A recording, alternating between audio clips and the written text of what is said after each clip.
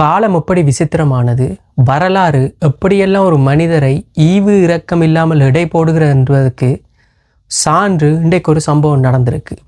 ஏனென்றால் ஒரு நபரிட தலைக்கு $10 மில்லியன் அமெரிக்க சன்மானமாக அறிவிக்கப்பட்டது. அந்த நபரே யார் அவருடைய தலைக்கு சன்மானமாக அறிவித்தார்களோ அவர்களுக்கு முன்னாலேயே அவர்களுடைய ராஜ்யத்துக்கே சென்று பேச்சுவார்த்தை நடத்தியிருக்கிறார். சரி, நான் கதைக்கு வாரேன். இன்று சிரியாவின் இடைக்கால அதிபர் அஹமட் அல் ஷாரா அமெரிக்கா வாஷிங்டன் ஓவல் ஆஃபீஸுக்கு சென்று ட்ரம்ப்பை மீட் பண்ணியிருக்கிறார். இதுதான் இன்றைக்கு உலகம் முழுவதுமே ஒரு ஃப்ளாஷ் நியூஸ். ஏனென்றால் இந்த கடந்த கால வரலாறு அப்படித்தான் நடந்திருக்குது. இந்த அமெரிக்காவுக்கும் சிரியாவுக்கும், குறிப்பாக இந்த அல் ஷாரா என்பவருடைய வரலாறு அப்படித்தான் இருந்திருக்குது.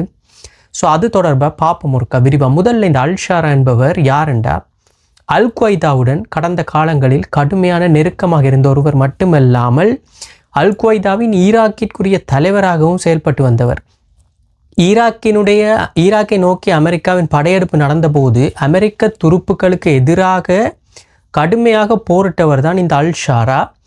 இவர் அது மட்டுமல்லாமல் உங்களுக்கு தெரிந்திருக்கும் சிரியாவில் கடந்த 2011, அதாவது சிரியா என்று சொல்வதை விட முழு அரபு தேசங்களிலேயுமே இந்த அரபின் வசந்தம் என்ற ரீதியில் ஆர்ப்பாட்டங்கள், அதாவது ஆட்சியாளர்களுக்கு எதிரான கிளர்ச்சி கடுமையாக ஆரம்பித்த ஆண்டு அந்த 2011 தான் சொல்லணும்.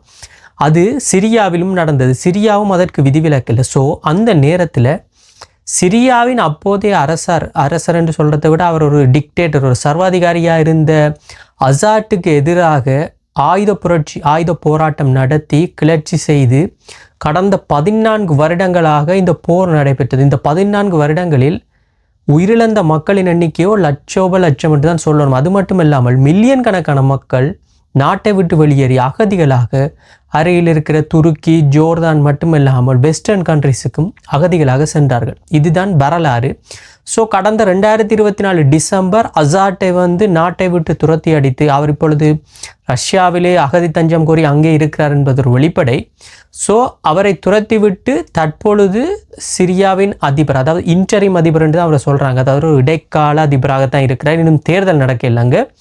ஸோ அதிபராக இப்பொழுது சிரியாவுக்கு வந்திருக்கிறார் இவர் அஹமட் அல் ஷாரா. இவர் கிட்டத்தட்ட என்னென்னா ஒரு வெஸ்டர்ன், சிரியா மக்களும் அப்படித்தான் இப்பொழுது இருக்கிறார்கள். ஒரு என்ன சொல்வது, அவர்களுக்கு கடுமையான தடைகள் இருக்குது. சிரியா நாட்டுக்குள்ளே அமெரிக்கா மற்றும் மேற்கத்தைய கடும் தடை இருக்கிறதால அங்கு விலைவாசி, இன்ஃப்ளேஷன் என்று அது ஒரு ராக்கெட் வேகத்தில் போய்கொண்டிருக்கு. அந்த நிலையில் அந்த மக்களும் தங்களுக்கு ஒரு ஓப்பன் மார்க்கெட், அதாவது ஒரு திறந்து விடப்பட்ட ஒரு மார்க்கெட் வேணும் என்று தான் விரும்புகிறார்கள்.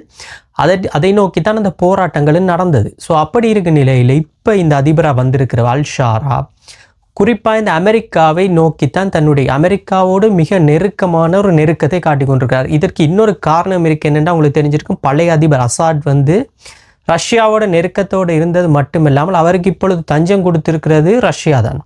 ஸோ ரஷ்யாவிடமிருந்து தனது ஆட்சி மற்றும் நாட்டை காப்பாற்ற வேண்டும் என்றால் தான் சேர வேண்டிய ஒரே இடம் அமெரிக்கா என்பது அவருக்கு நல்லா தெரியும்.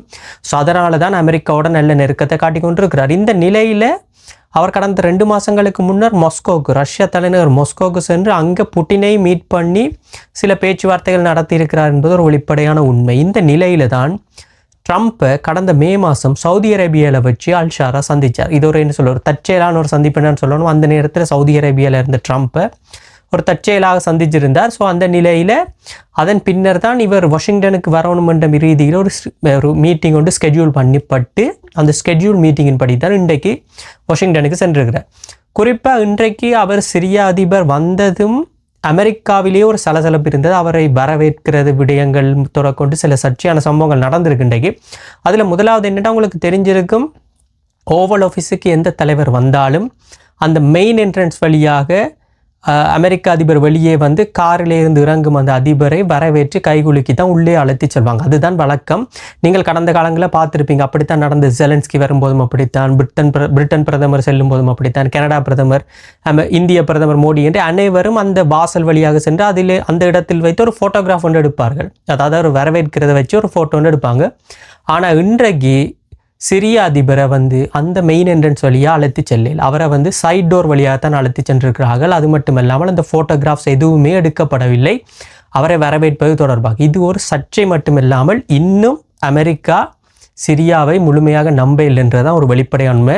அது மட்டுமல்லாமல் இப்பொழுது சிரியாவுக்கும் இஸ்ரேலுக்கும் இடையில் ஒரு சின்ன ஒரு மனக்கசப்பொண்டு போய்கொண்டு இருக்குது. உங்களுக்கு தெரிஞ்சிருக்கும், அந்த சிரியாவில் வந்து அந்த சிறுபான்மையின மக்களை தாக்குறதா சொல்லி இஸ்ரேல் போய் சிரியா தலைநகர் டமஸ்கஸில் போய் அவங்களோட இராணுவ தலைமையகத்திலேயே தாக்குதல் நடத்தி சில சர்ச்சைகள் அங்கே நடந்திருக்கிறது என்று உங்களுக்கு தெரிஞ்சிருக்கும். ஸோ எங்கே யூத மக்கள் அல்லது இஸ்ரேலை இப்போ ஒரு மாதிரி ஒரு மனங்கோண செய்திடுமோ இந்த விடயம்ன்றதுக்காக சில சம்பிரதாய விடயங்களை அவங்க தவிர்த்திருக்கிறாங்கன்றது மட்டும் ஒரு வெளிப்படையான உண்மை.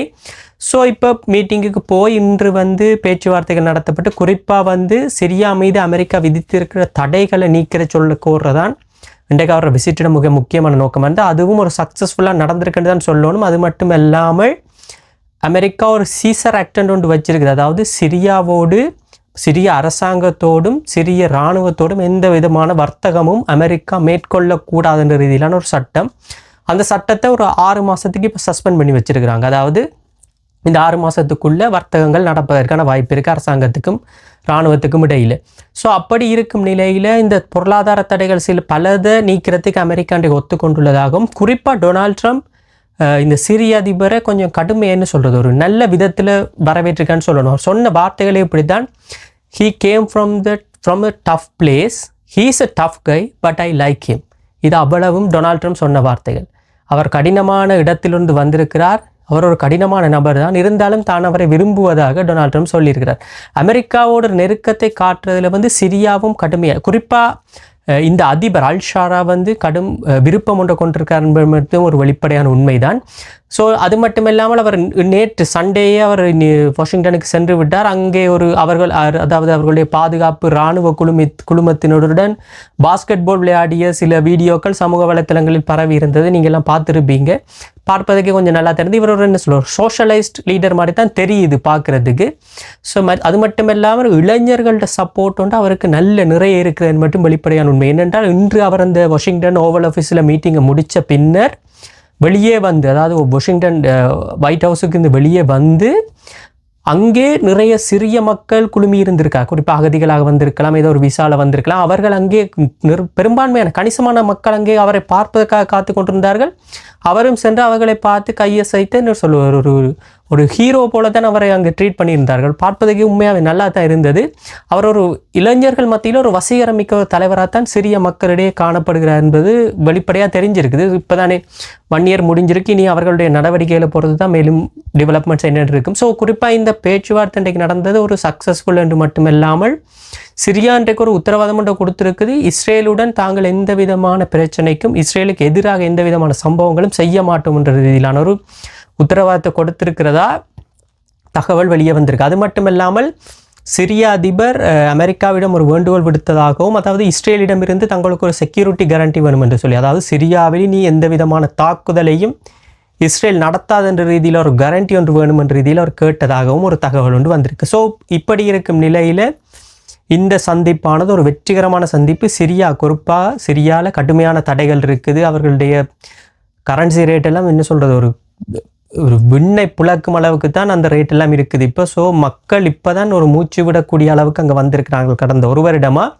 ஸோ இந்த சந்திப்பு அவர்களுடைய வாழ்க்கையில் எதுவும் விடிவுகளை ஏற்படுத்தி கொள்ளும் என்றதை பொறுத்திருந்து தான் பார்க்கணும். இந்த நிலையில் அமெரிக்காவுக்கும் இப்போ சிரியா முக்கியமாக தேவை. இப்பொழுது மத்திய கிழக்கில் தன்னுடைய ஸ்டாண்டிங்ஸை வந்து கொஞ்சம் பலப்படுத்துறதுக்கு சிரியாவினுடைய ஒத்துழைப்பும் அமெரிக்காவுக்கு தேவை. ஸோ அதை அதை சரியான முறையில் அவங்க காய்நகர்த்தி கொண்டு சொல்கிறாங்க. ஸோ இந்த விடயத்தில் இன்று இந்த டெவலப்மெண்ட்ஸ் நடந்திருக்கு. ஸோ பொறுத்திருந்து தான் பார்க்கணும் இது என்ன விதமான தாக்கங்களை எதிர்காலத்தில் ஏற்படுத்தும் என்று. இந்த நிலையில் இப்படி இருக்குது மத்திய கிழக்கு அராப்ஸில் இப்படி நடந்து கொண்டிருக்கும் போது இந்தியாவில் ஒரு ஆச்சரியமான சம்பவம் நடந்துட்டு நேற்று எதிர்பார்க்காத சம்பவம். நியூ டெல்லியில், அதாவது செங்கோட்டைக்கு அண்மையில் உள்ள ஒரு மெட்ரோ ஸ்டேஷனுக்கிட்ட வச்சு ஒரு கார் ஒன்று பிளாஸ்ட் ஆகிருக்குது. அதாவது கார் வெடிப்பு ஒன்று நடந்திருக்குது. இதில் கிட்டத்தட்ட 10 பேர் உயிரிழந்திருக்கிறாங்க. 20க்கும் அதிகமான ஆட்கள் கடுமையான காயங்களோட வைத்தியசாலையில் இருக்கிறாங்க. இதில் சொல்லப்படுறது என்னென்னா, அந்த கார் குறிப்பிட்ட ஒரு ஹையுண்டாய் பிராண்ட் கார் உண்டு, i10 என்ற மாடல்னு சொல்கிறாங்க. அந்த கார் வந்து அந்த மெட்ரோ ஸ்டேஷனுக்கிட்ட இருக்கிற சிக்னல் ஜங்ஷனில் ரெட் லைட் விழுந்த பிறகும் அது முன்னோக்கி நகர்ந்து வெடிச்சிருக்குதுன்னு சொல்லி இப்பொழுது நேரில் கண்ட சாட்சியங்களும் ஊடகங்களும் செய்தியை சொல்லுது. ஸோ இதில் வந்து மேலதிக தகவல் என்னென்னா அந்த காருக்குள்ளே 3 பேர் இருந்ததாக இப்பொழுது உறுதிப்படுத்தப்பட்டிருக்குது.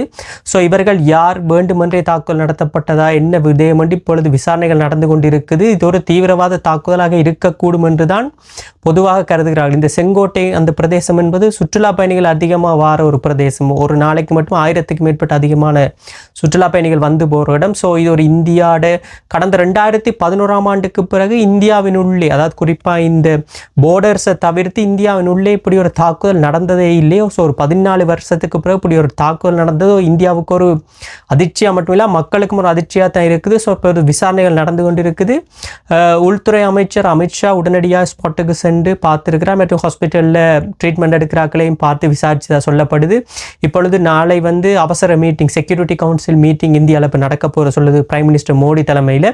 ஸோ பொறுத்திருந்து பார்ப்போம் இது விசாரணைகளில் என்ன விதமான தாக்கம், என்ன ரீதியில் எதற்காக நடத்தப்பட்டது என்பது எதிர்வரும் நாட்களில் வெளிவருவதற்கான வாய்ப்புகள் அதிகமாக இருக்குது. மீண்டும் இன்னொரு காணொலியில் உங்களை சந்திக்கிறேன். நன்றி.